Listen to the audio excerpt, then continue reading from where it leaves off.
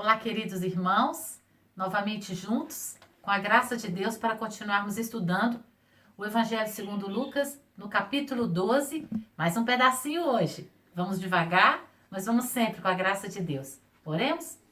Querido Deus eterno Pai, obrigada por esse momento de comunhão, desfrutando a beleza e a riqueza da sua santa palavra. Oramos para que o Senhor a aplique nos nossos corações e que alimente o nosso espírito, para que possamos crescer espiritualmente, segundo a sua boa, perfeita e agradável vontade, para a honra e glória do teu nome. Pelos méritos de Jesus nós te pedimos. Amém. Queridos, vamos hoje para as preocupações da vida. E que momento mais oportuno, não é verdade? Pensarmos nesse material no contexto de pandemia, que já dura um tempo tão longo e que tem afetado financeiramente, afetado emocionalmente, afetado no sentido social, no sentido de desenvolvimento até físico, estrutural, tantas famílias do mundo inteiro. Vamos ver o que Jesus nos fala sobre as preocupações da vida. Aqui, a partir do versículo 22 até o versículo 34. Dirigindo-se aos seus discípulos, Jesus acrescentou: portanto, eu lhes digo, não se preocupem com a sua própria vida, quanto ao que comer, nem com o seu próprio corpo, quanto ao que vestir. A vida é mais preciosa do que a comida, e o corpo mais do que as roupas. Observem os corvos, não semeiam, não colhem, não têm armazéns nem celeiros, contudo Deus os alimenta. E vocês têm muito mais valor do que as aves. Quem de vocês, por mais que se preocupe, pode acrescentar uma hora que seja a sua vida? Visto que vocês não podem sequer fazer uma coisa tão pequena, por que se preocupar com o restante? Observem como crescem os lírios. Eles não trabalham, não tecem. Contudo, eu lhes digo que nem Salomão, em todo o seu esplendor, vestiu-se como um deles. Se Deus veste assim a erva do campo, que hoje existe e amanhã é lançada no fogo, quanto mais vestirá vocês, homens de pequena fé. Não busquem ansiosamente o que comer ou beber. Não se preocupem com isso, pois o mundo pagão é que corre atrás dessas coisas, mas o Pai sabe que vocês precisam delas. Busquem, pois, o reino de Deus, e essas coisas lhes serão acrescentadas. Não tenham medo, pequeno rebanho, pois foi do agrado do Pai dar-lhes o reino. Vendam o que têm e deem esmolas. Façam para vocês bolsas que não se gastem com o tempo, um tesouro nos céus que não se acabe, onde ladrão algum chega perto e nenhuma traça destrói.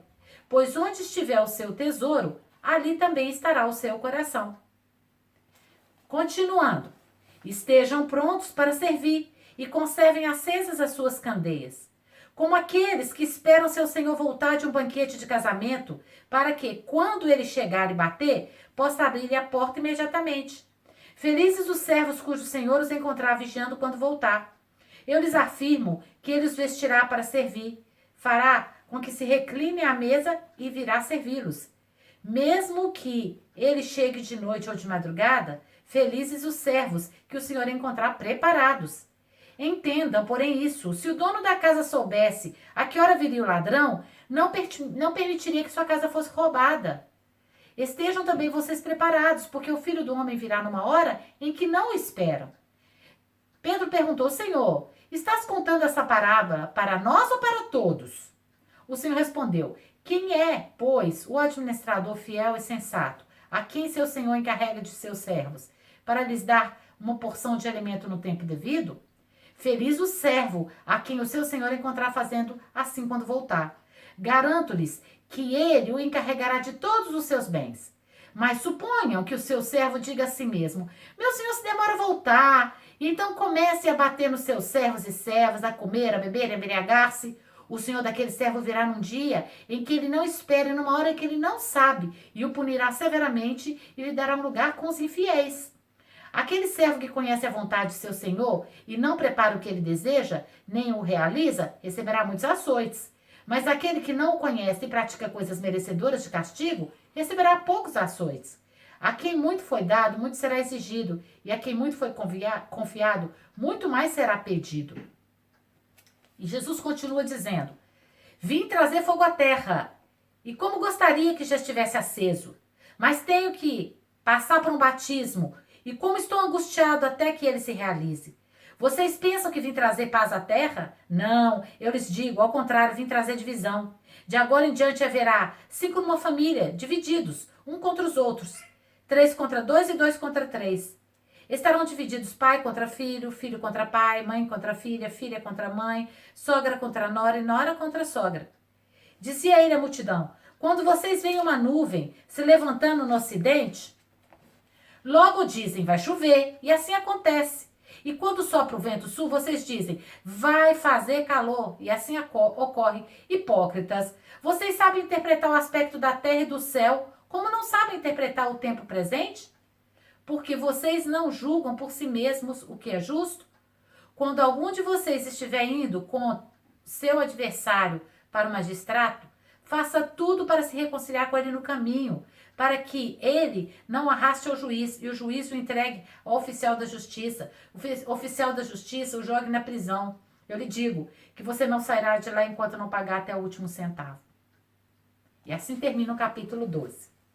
Irmãos, como vocês viram, eu li muita coisa. Comecei lendo a parte que Jesus está trabalhando a questão da preocupação com as questões da vida, as questões básicas, como o alimento, a vestimenta, né? O básico para a manutenção da nossa integridade e dignidade.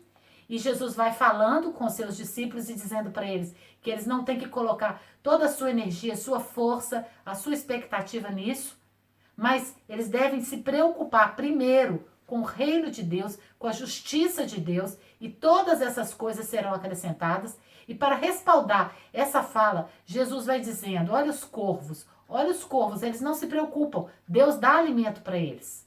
Vocês valem mais do que as aves. Depois Jesus diz, olha só os lírios.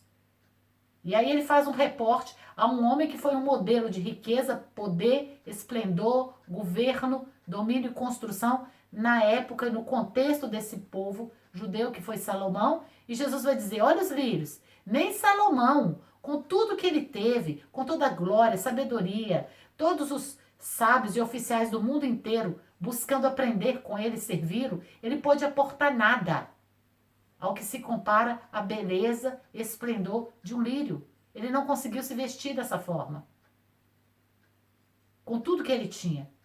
Deus tem mais para vocês. Deus tem a roupa para vocês. Deus tem o alimento para vocês. Não se preocupem. Não deixem que isso consuma a vida de vocês a ponto de vocês ficarem ansiosos. Por quê? Ele diz, vocês não vão conseguir, presta atenção, vocês não conseguem garantir a próxima hora da vida de vocês. Vocês não podem acrescentar 1 hora de vida para vocês. Se vocês não podem acrescentar 1 hora de vida, e ele diz, isso é uma coisa pequena, por que vocês se preocupam com toda a existência? Não é verdade? Por que vocês se preocupam com aquilo que vocês não podem controlar? E de fato, meus irmãos, a ansiedade, ela é resultado do preocupar-se antes, né? Do ficar ali com um olhar focado no futuro, de tal forma que não consegue desfrutar o presente. O Senhor não está dizendo para sermos irresponsáveis, Ele não está dizendo para nós não nos precavermos, no sentido de, se você tem condições de ter uma conta de poupança, se você tem condições de pagar um seguro de vida, se você tem condições de arcar com um financiamento para um imóvel, Jesus não está dizendo não faça nada disso. Presta atenção, ele está dizendo para que nós não coloquemos a nossa força, energia, tudo aquilo que nós temos de melhor e de mais precioso, que é a nossa própria existência, toda essa energia, toda essa força, para procurar essas coisas.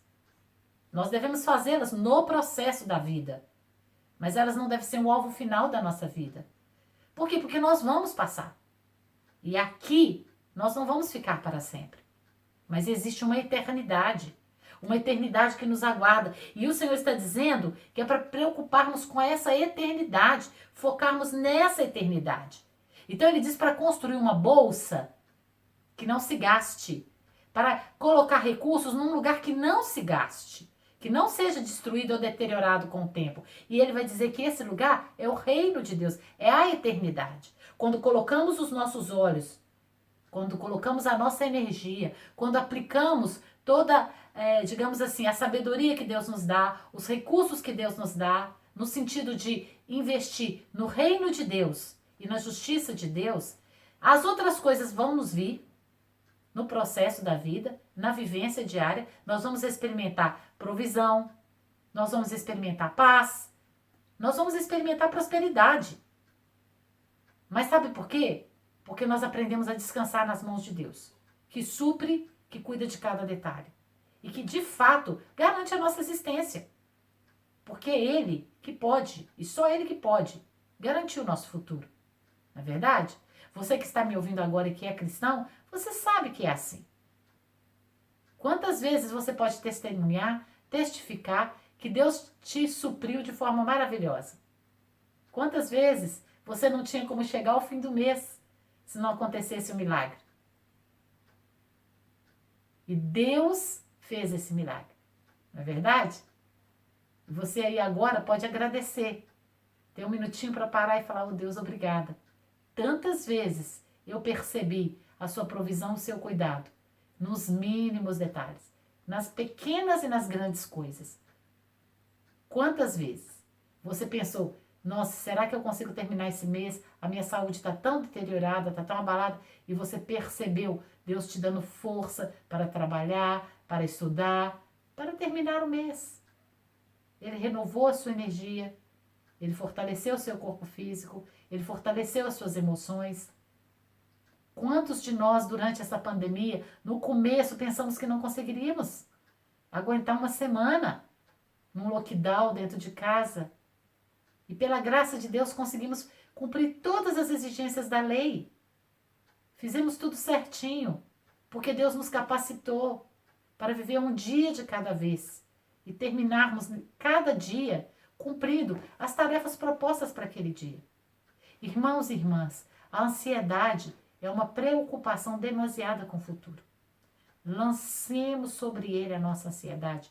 Pedro diz isso para nós com tanta propriedade, porque ele cuida de nós. Ele tem cuidado de nós. E vamos investir os nossos recursos, a nossa sabedoria, tudo aquilo que temos de bom, no reino de Deus. E o reino de Deus, ele não vem com aparência visível.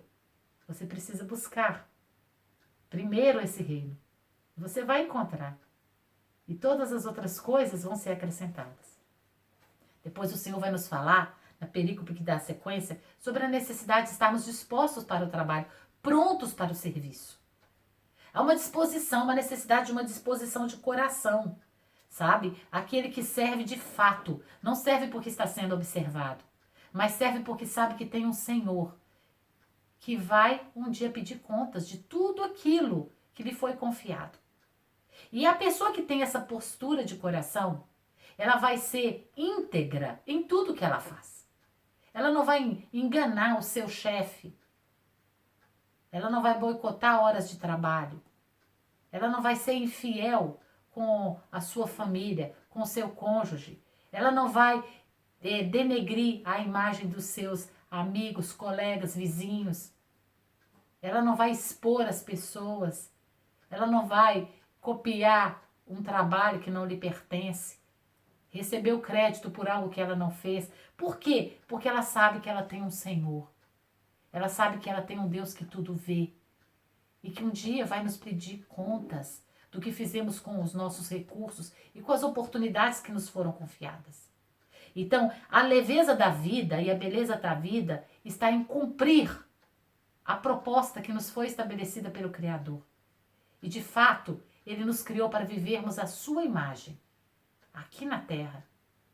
E nós que somos nascidos de novo, pelos méritos de Jesus Cristo, por causa do sacrifício perfeito de Jesus, nós já não andamos mais segundo a carne, no sentido de não vivermos mais em função dos nossos apetites, mas nós andamos segundo o Espírito, a inclinação do Espírito, ou seja, nós investimos a nossa força, a nossa energia, as nossas habilidades, a nossa sabedoria na promoção do reino de Deus, pelo poder do Espírito Santo.